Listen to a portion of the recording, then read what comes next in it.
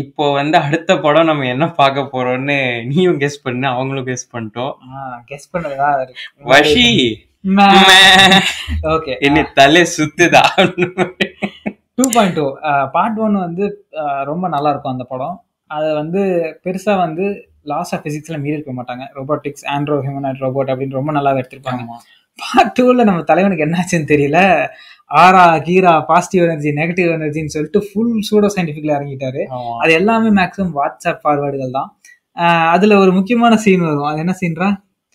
எது இந்த energy fifth force அப்படி இப்படின்னு கொஞ்சம் பார்லிமெண்ட்ல உட்கார்ந்து பேசுற மாதிரி ஏதோ பேசுவாங்க, கொஞ்சம் கொடுமையா இருக்கும். சரி, அது பேசிக்கா என்னன்னா,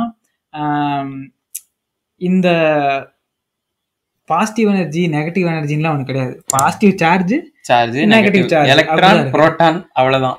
இது இந்த மிஸ்டர் ஜிக்கு கூட வீடியோல சொல்லியிருப்பாரு. அது நீங்க பாசிட்டிவ் சார்ஜுக்கு பதிலா வந்து நவீன் சார்ஜ்னு கூட வைங்க, யார் கேட்க. தங்கப்ப தக்கம்னே வச்சுக்கங்க. நான் வச்சுக்கிறது நான் சொல்றேன், நீ கேளுடா. பேர் வேணுமே சரி பாசிட்டிவ் நெகட்டிவ் வச்சிருக்காங்க. ஆமா, பாசிட்டிவ்னா நல்லது, நெகட்டிவ்னா கெட்டது கிடையாது. இவங்க அதை எடுத்துக்கிட்டு பாசிட்டிவ்னா நல்லது, சோ பாசிட்டிவ் எனர்ஜி இருக்கு, காஸ்மாலஜி அது இதுன்னு சொல்லிட்டு அத ஒரு பேய் படத்தை மாத்தி வச்சிட்டாங்க. பக்ஷிராஜன் பாட்டுக்கு சேர்த்து போயிட்டு அவன் பாட்டுக்கு இருந்திருப்பான். அதை வந்து பேய் படமா மாத்திட்டாங்க. ஆமா, அது மட்டும், அது அவரோட ஆறா மட்டும் இல்ல, அந்த பறவைகளோட ஆறா எல்லாம் சேர்ந்து பக்ஷிராஜனுக்கு ஹெல்ப் பண்ணி போன் எல்லாம் தூக்கிட்டு போய் ஃபர்ஸ்ட் பார்ட்ல ஐ மீன் சயின்டிபிக்கா ஓரளவுக்காவது ஓகே டீசென்ட்டா இருக்கும். ஃபர்ஸ்ட் பார்ட்ல எனக்கு சயின்டிபிக்கா குறை தெரியல. ஆக்ஷன் சீக்வென்ஸ் எல்லாம் மேபி கொஞ்சம் அப்படி இருக்கலாம், பட் அது ஓகே. படம் சூப்பரா சயின்டிபிக்கா நல்லா இருந்தது. ரெட் சிப் கூட மேட் சென்ஸ். ரெட் சிப்னு ஒன்னு டிஸ்ட்ராக்ஷன் என்ன கோட் பண்றீ அததான் வந்து ரோபோட் இது பண்ண போகுது. It's fine. இது அந்த ஆரா கீரா எல்லாம் தான் கொஞ்சம் ஓவர் த போர்ட் போயிடுச்சு. அந்த அதை ஜஸ்டிஃபை பண்ற மாதிரி இன்டர்நெட்ல கூட இருக்கு, ரிசர்ச் இருக்கு, அந்த இமேஜ் எல்லாம் காட்டி ஏதோ சுத்தி உடம்பெல்லாம் சுத்தி போட்டு வச்சிருக்காங்க. அது கூட பரவாயில்ல. இந்த ஆராவை வந்து நெகட்டிவ் அது நியூட்ரலைஸ் பண்றதுக்கு பாசிட்டிவ் இதெல்லாம் வந்து யூஸ் பண்ணி வேவ் அனுப்பிச்சு நியூட்ரலைஸ் பண்ணி முடிச்சானுங்க ஃபர்ஸ்ட். சரி, ஓகே. லாஸ்ட் எபிசோட்ல நம்ம சொல்லியிருந்தோம் அடுத்து வந்து ஜெனரேஷனல் டேலண்ட் வந்து இது பண்ற மாதிரி அந்த மாதிரி ஒரு படம் வந்து அதே படம் ஃபுல்லா எடுத்து வச்சிருக்காங்க அப்படின்னு சொல்லி பேசியிருந்தோம். அது என்ன மூவின்னு கெஸ் பண்ணிருப்பீங்கன்னு நினைக்கிறேன். என்ன மூவிடா அது? 7ஆம் அறிவு தான் பார்க்க போறோம். இந்த படம் ஃபுல்லாவே வந்து செம கண்டென்ட்டுங்க. எனக்கு தெரிஞ்சு இந்த கத்தி படத்துலதான் வந்து இந்த விவசாயிகள்லாம் பேச ஆரம்பிச்சாங்கல்ல, அந்த படத்துல இருந்தா விவசாயத்தை காப்பாற்றணும் அப்படின்னு. அது மாதிரி தமிழர்கள் ஒன்னும் முட்டாள்கள் இல்லை, நாங்கெல்லாம் நாடு தெரியுமா 2000 வருஷத்துக்கு முன்னாடி அப்படி இந்த பேஸ் வாய்ஸ்ல பேச ஆரம்பிக்கிறதெல்லாம் வந்து எனக்கு தெரிஞ்சு 7ஆம் அறிவு படம் வந்ததுக்கு அப்புறம் தான் பேசிருப்பாங்க. அது கூட பேசினா பரவாயில்ல. நீ என்ன படிக்கிற? ஜெனட்டிக்ஸ் படிக்கிற. 7ஆம் அறிவு பார்த்து தானே எடுத்தான்னு. அப்பதான் எனக்கு வந்து என்ன ஜெனட்டிக்ஸ் பத்தி வேற எங்கேயும் நான் பாத்திருக்கவே கூடாதாங்கிற மாதிரி.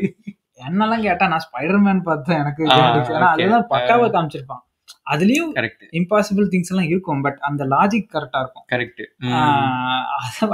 அதை பார்த்தா எனக்கு எல்லாம் இன்ஸ்பயர் ஆச்சு. அப்புறம் ஜுராசிக் பார்க் படம்.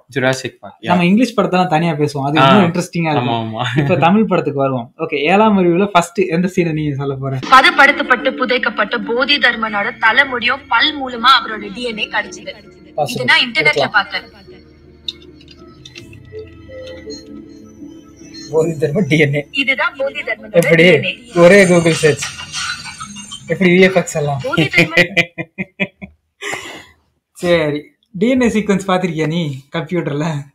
பாத்திருக்கேனே, கண்டிப்பா பாத்திருக்கோம். பட் கண்டிப்பா இந்த மாதிரி அப்படியே கிராபிக்ஸோட இப்படி சுத்திட்டுலாம் வராது. வந்தா கொஞ்சம் இன்னும் ஜாலியா தான் இருக்கும்.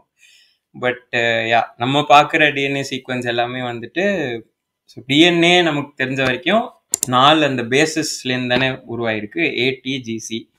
ஸோ நம்ம பாக்குறது எல்லாமே ஏதோ கோட் அடிச்சு வச்ச மாதிரி ATGC இல்ல ACGC அந்த மாதிரி ஏதாவது புரியாத இதுலதான் இருக்கும். லட்சக்கணக்கா போயிட்டே இருக்கும் லைன் இந்த மாதிரி. இப்போ இந்த டிஎன்ஏ சீக்வன்ஸ் வந்து நாங்க சீக்வன்ஸ் பண்றோம் லேப்ல அப்படின்னா, அது என்ன ஆகும்னா ஒரு ஃபைல் நம்மளுக்கு கிடைக்கும், ஃபாஸ்டா ஃபார்மேட்ல ஒரு ஃபைல் அப்படின்னு வச்சுக்கோங்களேன். அதை நீங்க ஓப்பன் பண்ணீங்கன்னா நோட் பேட்ல கூட ஓப்பன் பண்ணலாம். விண்டோஸ் நோட் பேட் இருக்குல்ல, நீங்க அதை ஓப்பன் பண்ணீங்கன்னா அந்த ஃபைலை வெறும் ATGC ATTTGC அப்படின்னு லெட்டர்ஸ் மட்டும்தான் இருக்கும், வேற எதுவுமே இருக்காது. அதுல வெறும் லெட்டர்ஸ். அதுதான் டிஎன்ஏ சீக்வன்ஸ். அப்படி சீக்வன்ஸ் பண்ணால் அவ்வளோதான் இருக்கும். நீங்கள் டவுன்லோட் பண்ணீங்கன்னா அப்படிதான் இருக்கும். ஸோ இந்த சீக்வன்ஸை வந்து அதுக்கப்புறம் நீங்கள் பயோஇன்ஃபர்மேட்டிக்ஸ் சாஃப்ட்வேர்ஸ் வச்சு அனலைஸ் பண்ணணும். அதெல்லாம் ஒரு பெரிய வேலை. இது அதெல்லாம் வந்து இப்போ வந்திருக்கனால அது கொஞ்சம் அட்வான்ஸ்டாக போயிட்டு இருக்கு. பட் இந்த மாதிரி கூகுள்ல வந்து போதி தர்ம டிஎன்ஏ எல்லாம் டவுன்லோட் பண்ண முடியாது.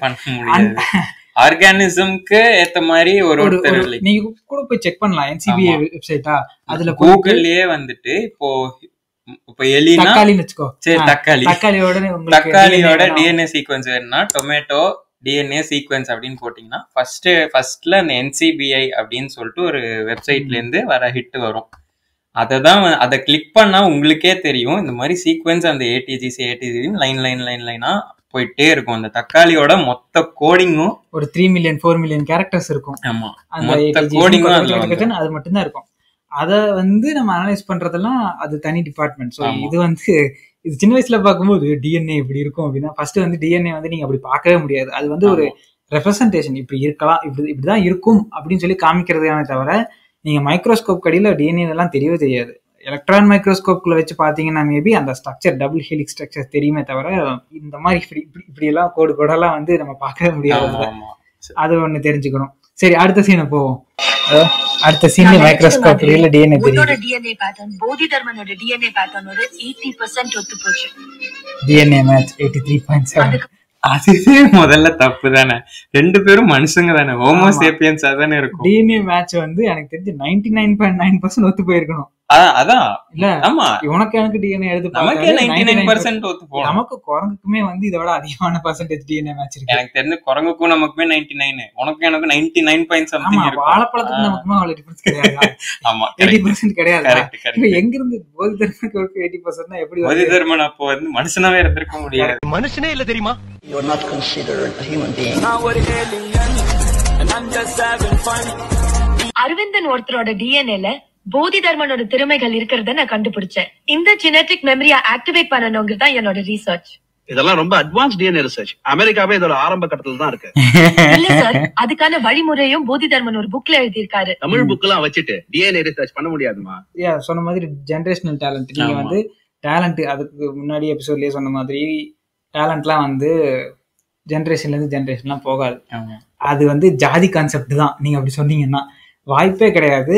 100% வாய்ப்பு கிடையாது. அமெரிக்காவே இதோட ரிசர்ச் பேசிக்ல தான் இருக்கு. ஆனா 2000 வருஷத்துக்கு முன்னாடியே போதி தர்மர் ஆராய்ச்சி பண்ணியிருக்காங்க. வந்து காதுல வந்து பூ சுத்துற வேலை.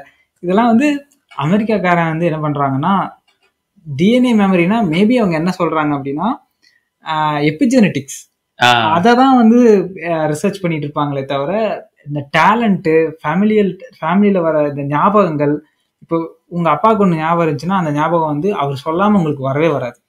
மூளை வந்துட்டு நீங்க டெவலப் பண்ணதானே எல்லாத்தையும். இது வந்து பேசிக் எவல்யூஷன் கான்செப்டே வந்து ராங் ஆக்கிரும். ஆனா ஒண்ணு என்ன ஜெனரேஷனலா வரும் நோய். அப்படே ராத்திரில நீ என்னென்ன அக்கிரமம் பண்ணினியோ இப்ப எனக்கு பார்வை தெரியாம போச்சே.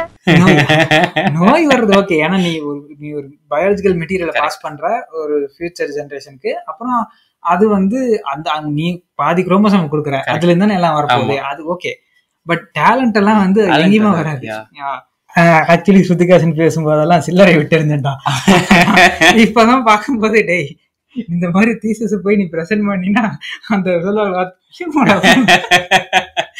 பாரு நம்ம எல்லாம் இது வந்து ஓகே ஒரு படம் அதெல்லாம் இல்ல. எனக்கு தெரிஞ்சு நம்ம ஜெனட்டிக்ஸ் படிக்கிறோம்னா ஜெனட்டிக்ஸ்னா என்னது கொஞ்சமாவது தெரிஞ்சதே மக்களுக்கு, அதுக்கெல்லாம் இந்த படம் இது நிறைய பேருக்கு ஜெனட்டிக்ஸ் டிஎன்ஏ ஒண்ணு இருக்கு அப்படின்னு அது கொண்டு போய் சேர்த்ததெல்லாம் வந்து சக்சஸ் தான். அப்புறம் போதி தர்மன் ஒருத்தர் அது மாதிரி வாழ்ந்திருக்காரு, அதுக்கான ஹிஸ்டாரிக்கல் ப்ரூஃப் எல்லாம் இருக்கு. அதெல்லாம் மக்கள் கொண்டு போய் சேர்த்ததெல்லாம் வந்து ரொம்ப பெரிய விஷயம். பட் இந்த மாதிரி தமிழ் புக்கெல்லாம் வச்சு ஆராய்ச்சி பண்ணணும்னு சொல்றது நான் அந்த படத்துல சொல்ற மாதிரி தான். அது என்ன ஏதுன்னு தெரியாம நாங்க அலட்சியமா பேசல. பட் அந்த டைம்ல வந்து லைக் அந்த டிஎன்ஏங்கிற கான்செப்டே கிடையாது. இது படத்துக்காக சொல்றாங்க. சோ தட்ஸ் ஃபைன், நம்ம மூவ் ஆன் பண்ணி போயிடலாம். ஜெனடிக் மெமரியை வந்து தூண்டி விடுறேன் அரவிந்தன். அது டிஎன்ஏல வந்து திறமையை கண்டுபிடிச்சாலும் எப்படி டிஎன்ஏல திறமை தெரியும்? நான் செல்போன்ல பேட்டியே போடலையே, எப்படி பேச முடியும்? அதான் சொல்றேன், டிஎன்ஏவே கணக்கு தெரியாதா? சர்க்கஸ்ல குதிச்சிட்டு இருக்கிறவனை கூட்டு வந்து அவனை தூக்கி லாக் பண்ணி ஐயோ